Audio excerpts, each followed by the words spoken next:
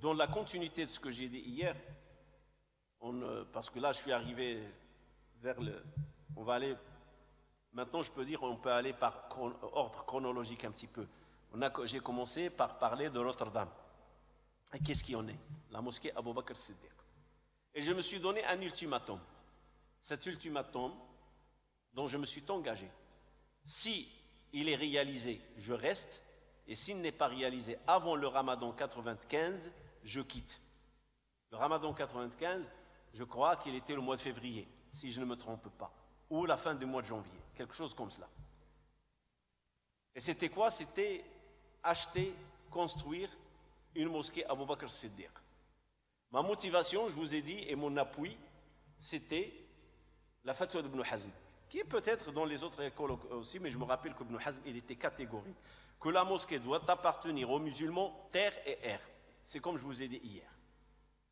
Alors je vous ai dit, dans 6 mois, sur 6 mois, on a ramassé de promesses. Ce n'est pas d'argent, je n'ai pas touché un centime. Ce n'est que des promesses. J'avais pris un cahier, spirale, je me rappelle très bien, et j'ai commencé à citer le nom des personnes.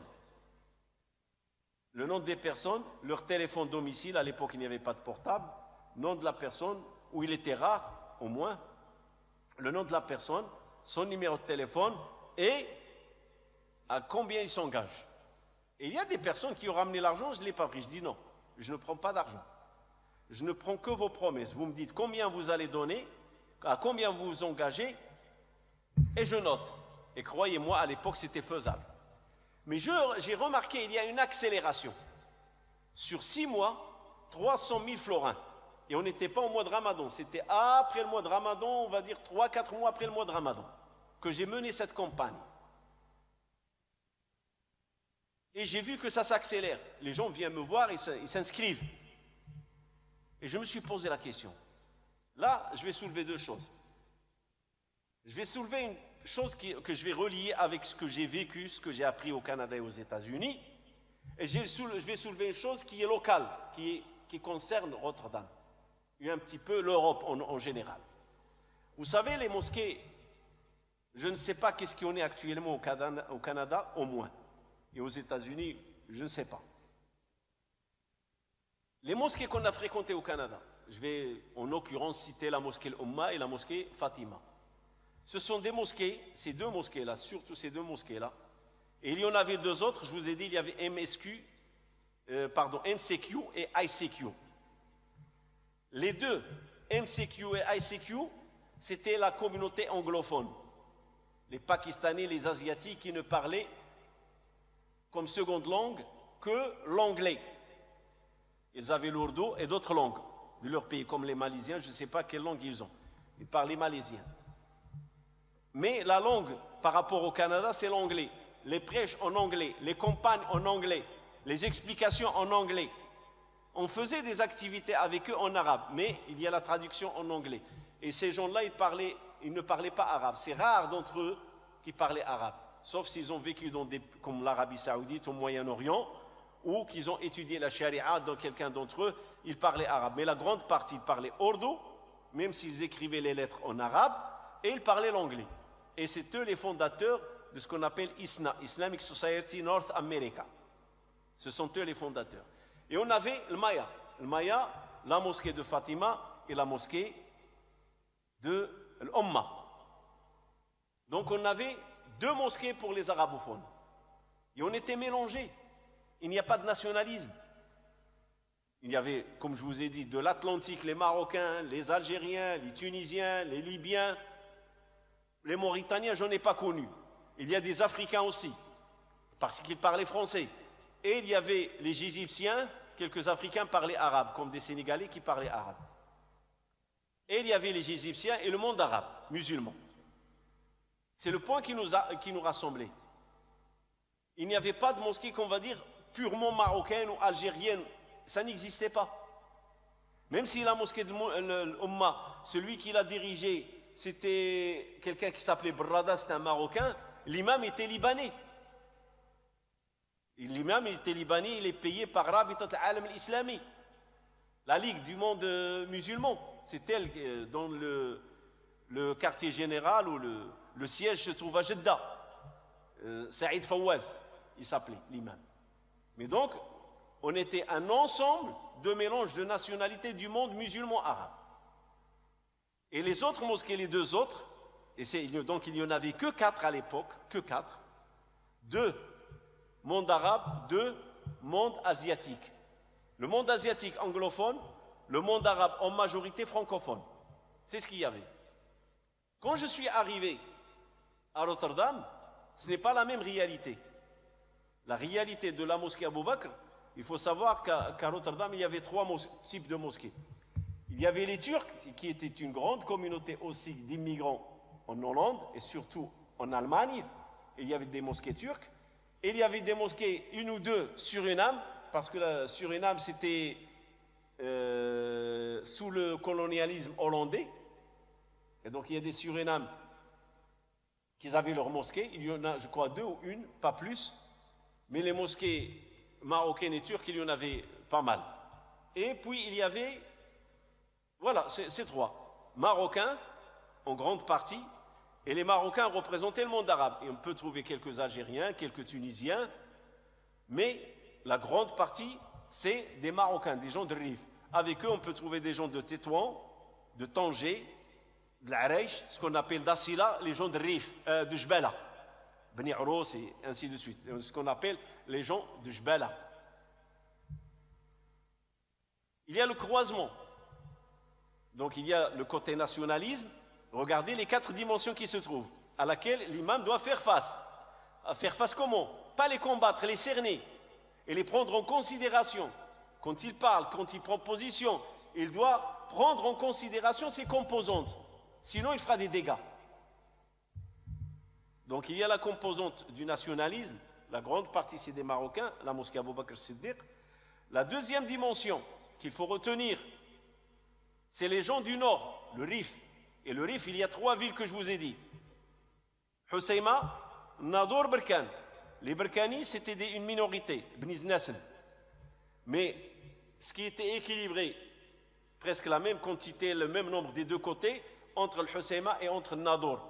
Le Husseima, Tazouracht, Ain Tazouracht, je crois, et le Mtalsa.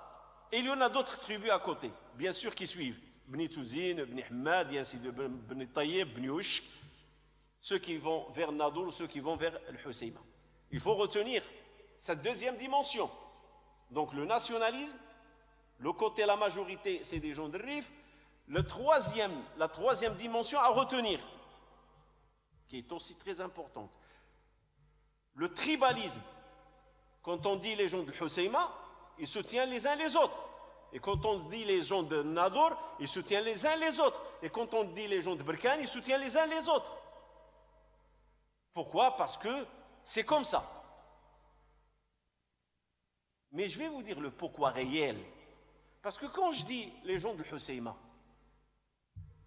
et ça je l'ai souligné hier, ou les gens de Nador ou les gens de Berkane, c'est que l'immigration s'est faite au niveau familial. Quand il y a quelqu'un qui a eu un contrat pour venir travailler en Hollande, il a trouvé un contrat pour d'autres personnes de sa famille, ce qui est prioritaire, ce qui est tout à fait répondant au Coran.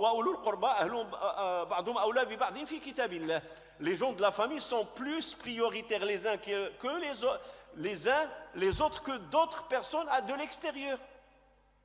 Allah subhanahu wa ta'ala est stupide. Donc, quand tu connais la pauvreté, la galère, manque de travail, et tu sais que le patron peut donner 10 contrats, ben tu penses à tes proches en premier. Tu penses à la famille. Et c'est ce qui a fait, et ça je l'ai compris quand il y avait des invitations. Quand quelqu'un m'invite au déjeuner ou au dîner, et surtout durant le mois de Ramadan, parce qu'ils font une liste durant le mois de Ramadan, j'ai passé un Ramadan, il y avait une liste. Et là tu vois que dans l'invitation, le monsieur ne t'invite pas seul. Comme moi j'y vais à l'invitation, parfois il y a d'autres imams de d'autres mosquées, tu vois la personne, il invite certains membres de sa famille. Que des gens que je connais dans la mosquée ou qui viennent d'une autre mosquée ailleurs. Et ils me disent, celui-là, c'est mon beau-frère. Ou celui-là, on est 2, mariés avec les 2 sœurs, des beaux-frères aussi, ce qu'on appelle slifi. Celui-là, c'est mon cousin. Ou celui-là, il est marié avec ma sœur ou avec ma cousine. Il y a les liens familiaux qui sont très tissés les uns avec les autres. Ça, c'est une autre dimension à ne pas oublier. Donc, il y a le nationalisme, il y a la région, il y a les attachements de la tribu, et puis il y a les attachements de la famille, et ajoute la langue. Ils parlent tous la même langue, malgré quelques différences. Donc, ces dimensions, il faut les retenir. Et si la personne, l'imam ne les retient pas, tu es en désaccord avec un membre, tu peux en être sûr et certain que derrière cette personne, il y a une vingtaine de personnes qui prient dans la mosquée. Et tu vas créer le désaccord avec 20. C'est pour ça que je vous ai dit dans un des épisodes de cette série que l'imam qui était avant moi, qui a passé 7 ans avec eux, je lui ai dit comment tu fais? Il m'a dit je balançais entre les tribus. Quand ceux-là, ils sont en colère contre moi, j'y vais vers les autres parce qu'il y a une certaine concurrence. Et cette concurrence, c'est elle qui a permis l'accélération dans la collecte de l'argent. C'est cette concurrence.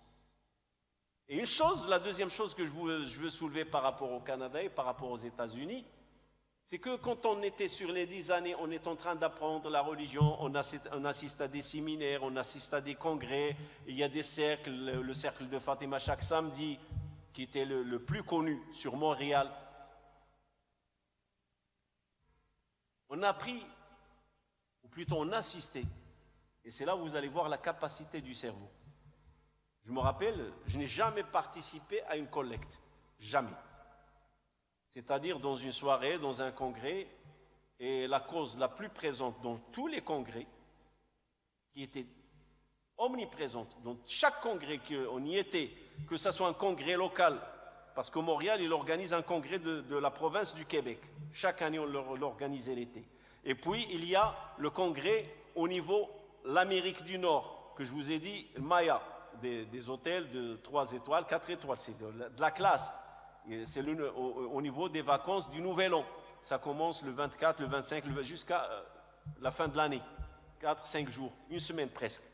Ils sont loués et chacun dans sa chambre. Dans la chambre, parfois on est 4, on est 3, on est 2. Et ici, les couples, un mari avec sa femme aussi, avec son épouse. Durant ces congrès, il y avait toujours une soirée dédiée à la cause palestinienne. Chaque congrès, que ce soit local, comme je vous ai dit, province du Québec ou l'Ontario, ou que ce soit au niveau de l'Amérique du Nord, le Canada et les États-Unis, il y a toujours une soirée spéciale Palestine. Il y a des chants, des pièces de théâtre, et puis il y a une collecte de fonds, bien sûr dans le cadre humanitaire. Il y avait le secours islamique qui a vu le jour à ce temps-là. Je ne me rappelle pas si le CBSP, j'ai fait la connaissance ici en France. Est-ce que là-bas il y avait? Je ne me rappelle pas.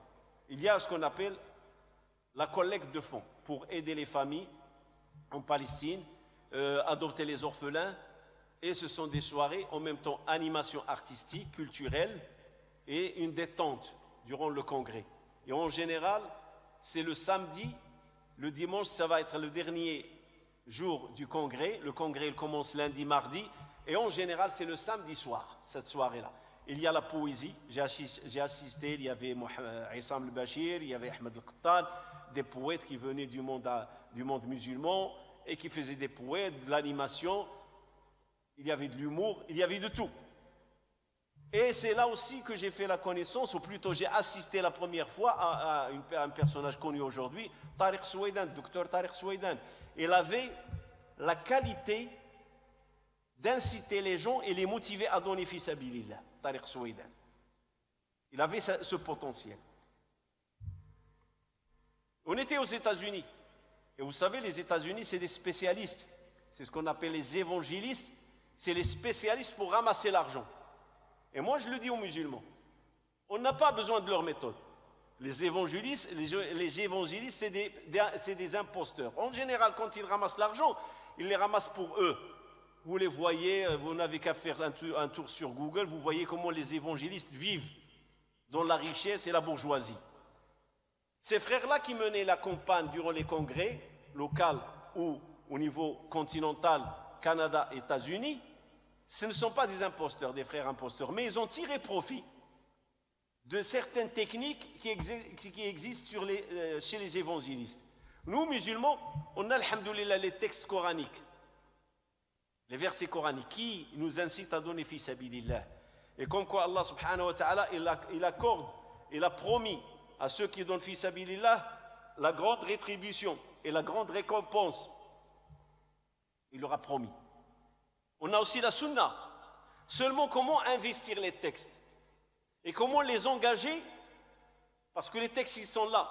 Mais si tu ne sais pas les investir, les gens ne vont pas donner de l'argent. Il faut savoir utiliser le texte, il faut savoir les expliquer, les interpréter dans le cadre légal et non pas imposteur.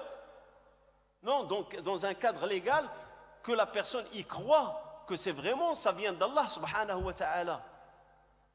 Sinon, on perd la crédibilité. Et quand tu cites un verset coranique ou quand tu cites un texte de la sunna du prophète sallallahu alayhi wa sallam, les personnes sont touchées parce que c'est Allah qui les interpelle. Comme le verset dans Sourate Muhammad. Et vous voilà, vous êtes interpellés à donner fi sabilillah. Allah vous interpelle. Celui qui donne, donne pour lui-même. Et celui qui est avare, il le regrettera. Tout ce que tu feras, c'est toi qui vas le recevoir, c'est toi qui vas le récolter. Mais il faut savoir l'investir. Il faut savoir toucher les cœurs, il faut savoir motiver les gens, il faut savoir les exhorter. Et il y avait un nombre de frères, quand je me rappelle de deux, Ahmed Qattan qui venait du Koweït, et aussi Tariq Souaidan qui venait du Koweït. Ils avaient l'art de transmettre ces messages qui sont dans le Coran et dans la Sunna et inciter les gens, même des femmes qui retiraient leurs bijoux et les donnaient fi sabilillah pour aider les pauvres et les orphelins. Et il a été fait la même chose à l'époque de la guerre du Balkan, de la Bosnie. Je me rappelle de ça très bien. Et tout ça, je n'étais qu'un spectateur. Je ne fais que regarder. Et subhanallah, parfois certains frères aujourd'hui m'interpellent et me disent je lis le Coran, mais j'oublie. Ou je lis un livre, mais je n'arrive pas à retenir les idées du livre. Je lui dis lis et continue à lire. Et sache que le cerveau, c'est une éponge, il absorbe tout. Et au moment venu, ton cerveau, il va se presser et il va te donner le tout. Ou une partie de ce que tu as appris. Ne sois pas étonné. Alors quand je suis arrivé à Rotterdam, et Dieu sait et connaît ma sincérité, je n'ai en aucun moment cherché que ces frères-là puissent avoir leur mosquée pour le plaisir de dire voilà, j'ai aidé des gens dans le côté prétentieux. Non. La fatwa d'Ibn Hazm, il m'a motivé. Et là, ce que j'ai appris et j'ai acquis sur 10 ans, il faut être un homme de terrain. Ça m'a poussé à dire voilà ce qu'il dit le Coran, voilà ce qu'il dit la Sunna, et voilà l'importance de la mosquée, et voilà la fatwa d'Ibn Hazm, la mosquée doit appartenir aux musulmans. C'était ma motivation. Et il y a un élément qui m'a beaucoup aidé. À part les 4 composantes que je vous ai citées, il y a un élément qui m'a beaucoup aidé. C'est quoi cet élément? C'est que je disais à ces gens-là, qu'ils étaient en grande partie du Maroc, je dis vous avez tous construit des maisons, vous avez tous eu des biens. Ils ont des terres pour labourer, des maisons achetées, louées, des villas. Alhamdulillah, Allah subhanahu wa ta'ala vous a comblé. Comment vous pouvez accepter ou admettre que vous avez construit vos propres maisons et la maison d'Allah, vous ne pouvez pas? Vous avez tous des maisons. Et parce que parmi les problèmes qui m'ont été soulevés, le problème des maisons, ça c'est un autre sujet. C'est un phénomène. Alors comment vous acceptez de prier dans une mosquée, vous payez un loyer, sachant que vous avez tous l'argent pour participer à construire la maison d'Allah subhanahu wa ta'ala. Et sachant qu'Allah vous dit, celui qui me construit une maison sur terre, je lui construis une mosquée sur terre, je lui construis une maison dans le paradis. Ça les a motivés. Et là, je me suis vu appliquer ce que je regardais comme spectateur. Mon cerveau l'a absorbé. Et ça m'a servi comme matière que j'ai commencé à dégager et à en parler. C'est comme si Allah subhanahu wa ta'ala, il me mit à l'épreuve. Voilà, tu as été dans des congrès, voilà, tu as été dans des réunions, voilà ce que tu as assisté. Es-tu capable aujourd'hui de reproduire ce que tu as vu?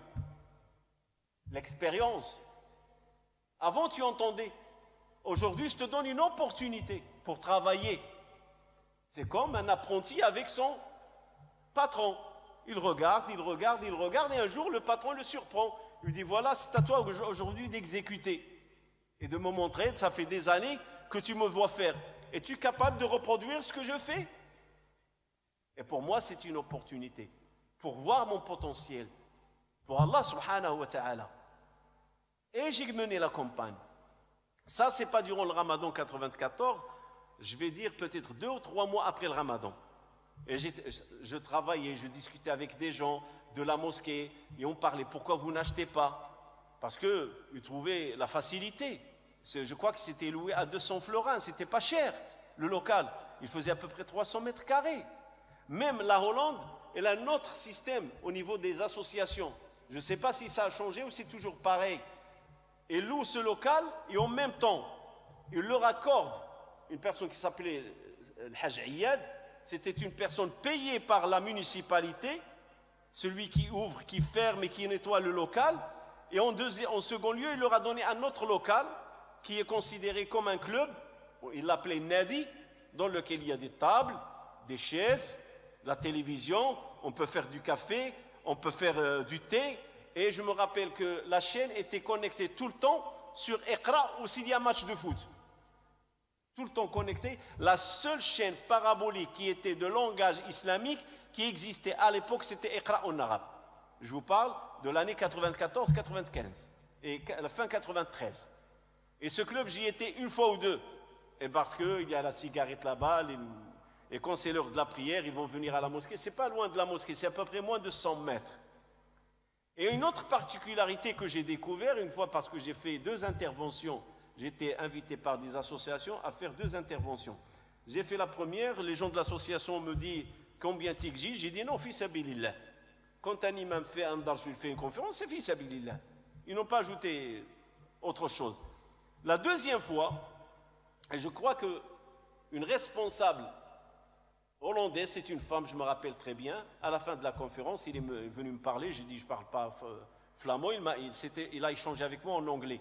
Il m'a dit, est-ce que tu peux me donner le numéro de ton compte? À l'époque, je ne croyais pas qu'il y avait le RIB, tous ces comptes-là comme aujourd'hui. Je ne crois pas. Je dis non, j'en ai pas. Il m'a dit, tu n'as pas de compte? Je dis non, j'ai pas de compte. Et il m'a dit, il faut que tu en ouvres un. Il m'a laissé son téléphone. Il m'a dit, tu m'appelles et tu me donnes le numéro de compte. Alors, je dis pourquoi? Il m'a dit, parce que nous, on paye. Votre intervention, elle est payée 800 florins. Et l'autre qui est passé la même chose, dit non, il ne m'a rien donné. Il m'a dit, ben voilà une raison.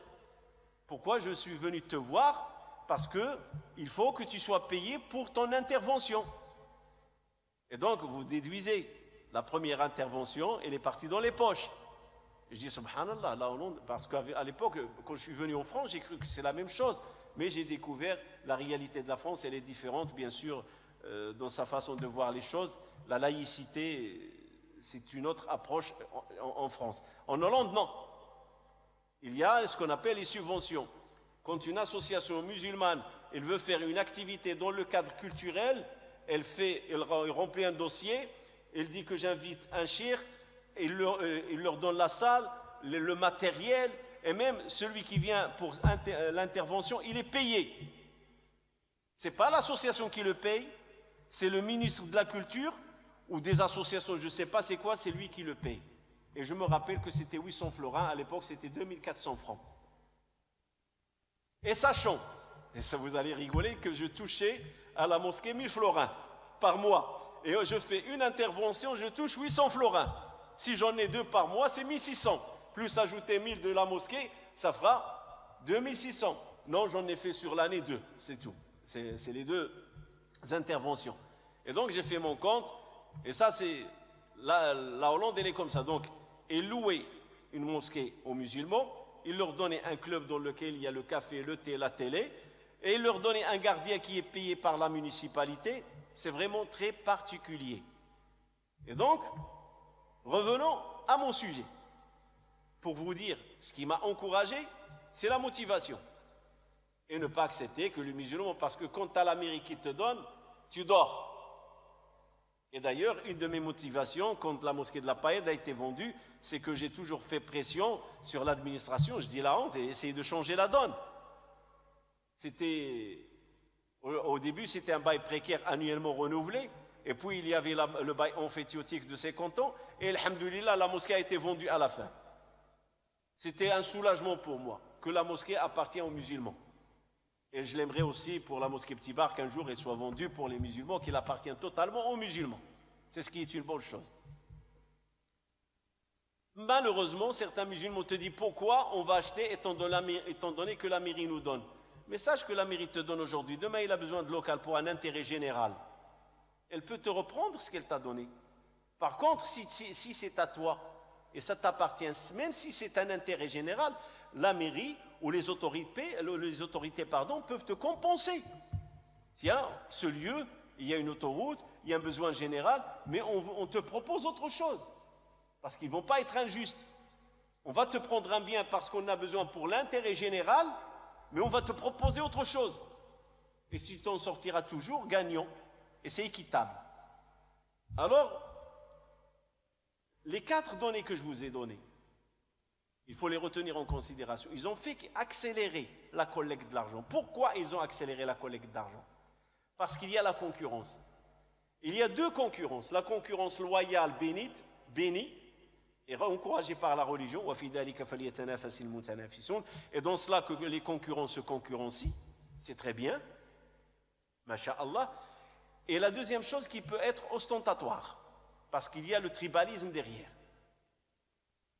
C'est-à-dire, on va prendre le pôle Husseima, et on a le pôle Nador, et on a le pôle Berkane. Alors il y a la concurrence qui est tout à fait loyale. Et ça, on l'a trouvé entre l'Aws et le Khazraj, à l'époque du prophète, alayhi salatu wassalam. Que chacun veut participer et ne pas se sentir en recul.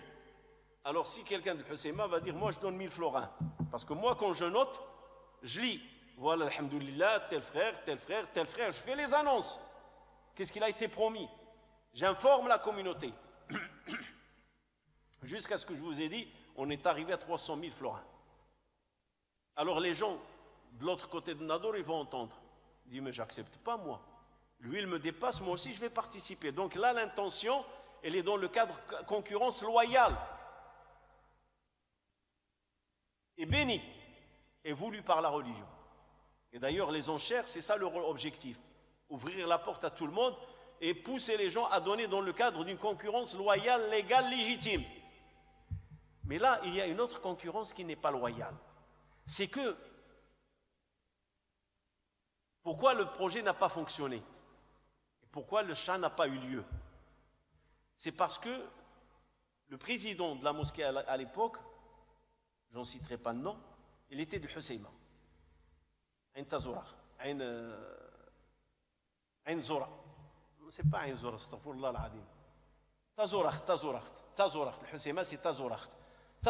Il était de Tazorakht. Et les gens de Nador et des gens de Da'wa, de Berkane, de tout, des gens de Da'wa du terrain qui aiment l'islam et qui veulent voir l'islam évoluer, ils veulent vraiment qu'il y ait un centre, Abu Bakr Siddiq. Ils ont dit, on ne peut pas faire confiance à cet homme-là. Parce qu'il y a un certain tribalisme, et lui, il est détaché de la da'wa, il est très dans l'administration. Il est très dans l'administration, et ce n'est pas quelqu'un qui fréquente la mosquée énormément. Il est loin d'un homme engagé dans la da'wa. Cependant, les frères qui étaient engagés de la da'wa, ils aimeraient bien une certaine équité. Comme quoi, il y aura par exemple une présidence collégiale ou des élections démocratiques sur 4 ans, 5 ans. Depuis qu'il est président, jamais n'a organisé des élections. Ils m'ont dit la preuve, on a un modèle. Le modèle, c'était la mosquée Nasr, dans laquelle l'imam était Cheikh Khalil Moumni. Et c'est une des grandes mosquées de Rotterdam à l'époque.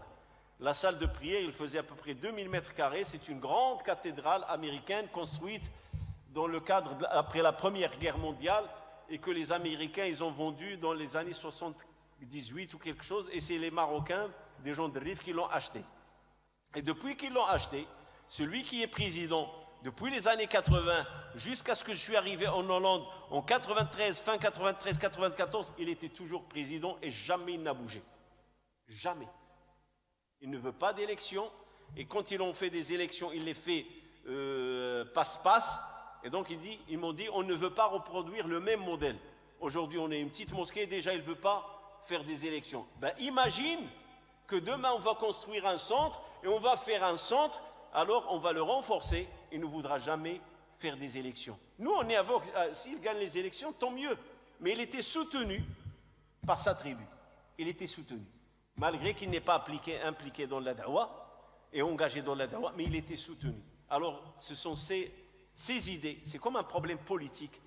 On ne veut pas participer à l'achat de la mosquée, malgré qu'un des frères, il a trouvé un local de 900 mètres carrés, et dans une des artères de Rotterdam, une des artères commerciales. Et je me rappelle d'un terrain de 900 mètres carrés. Il m'a dit, si tu veux, on peut aller le voir. Mais il faut qu'on règle ce problème, qu'il y ait un engagement, qu'on fasse des élections. Et s'il gagne, à ce moment-là, on va dans l'achat. Mais s'il ne veut pas faire d'élection, on ne va pas acheter un projet pour le réconforter dans sa présidence. Autre chose qui est très importante, c'est que l'imam doit avoir de la crédibilité. Les 4 dimensions que je vous ai citées sont dangereuses. Et devant moi, j'en ai des tests. Les gens m'ont fait passer des tests. 2 personnes qui vont venir et qui vont parler devant moi. Ils vont parler de X ou Y ou Z. Et moi, devant moi, j'entends ce qu'ils disent. Ils veulent savoir si tu vas transmettre à l'autre. Est-ce que tu es un colporteur? Est-ce que tu es quelqu'un qui parle? Pourquoi? Parce qu'ils veulent te faire confiance. Mais pour te faire confiance, ils vont dire, est-ce que cet imam, il est digne de la confiance? Est-ce qu'on peut lui raconter? Est-ce qu'on peut lui dire? Et pour cela, c'est leur mentalité. Ils vont te faire des tests. Et croyez-moi, Wallah, si tu dis quelque chose, et l'imam qui est avant moi, que je vous ai dit, il a 22 ans, 23 ans, c'est lui est arrivé, il n'a pas passé un mois avec eux, il est parti. Un lui parle par là, un lui parle par là. Et s'il transmet les paroles de l'un à l'autre, ça y est, ils comprennent que celui-là n'est pas digne de la confiance. Alors, il faut l'écarter. Et sache que si tu... d'une famille, une personne d'une famille, et te déclare comme ennemi, ou il te déclare une personne non crédible, c'est toute la famille qui va te déclarer non crédible. Toute la famille.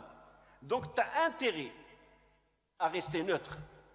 La chose difficile que j'ai rencontrée en Hollande surtout, et je l'ai rencontrée en France, mais moins, mais en Hollande parce c'était trop embriqué la famille. C'est que quand quelqu'un t'invite, ou il te ramène un cadeau quand il fait la Umrah ou le pèlerinage, et ça je l'ai vécu, presque chaque semaine il y avait un cas.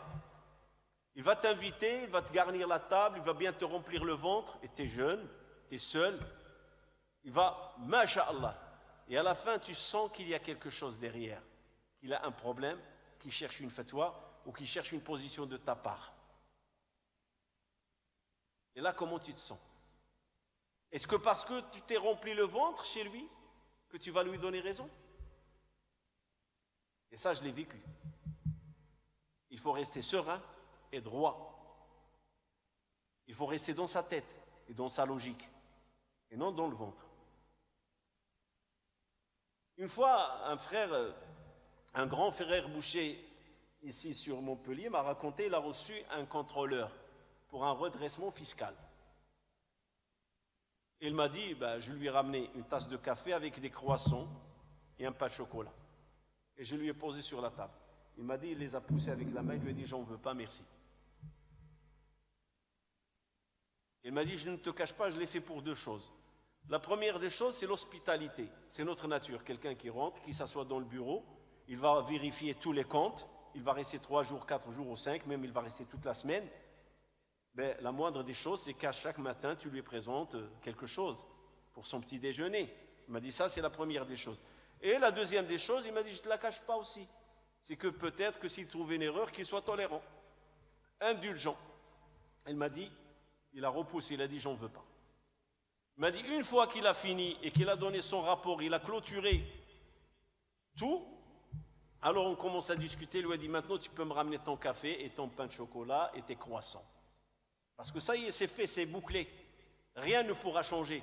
Le rapport, il est fait, il a été donné à la direction la veille, ils sont venus discuter, alors il m'a dit, maintenant, tu peux me poser. Mais le problème de l'imam ne peut pas rentrer chez les gens et leur dire, écoute, tu m'invites parce que tu as un cas proposé, ou tu veux une position, tu veux une fatwa. Tu ne peux pas le faire. Mais un fonctionnaire, il le fait. Parce que c'est dans le code et dans le protocole.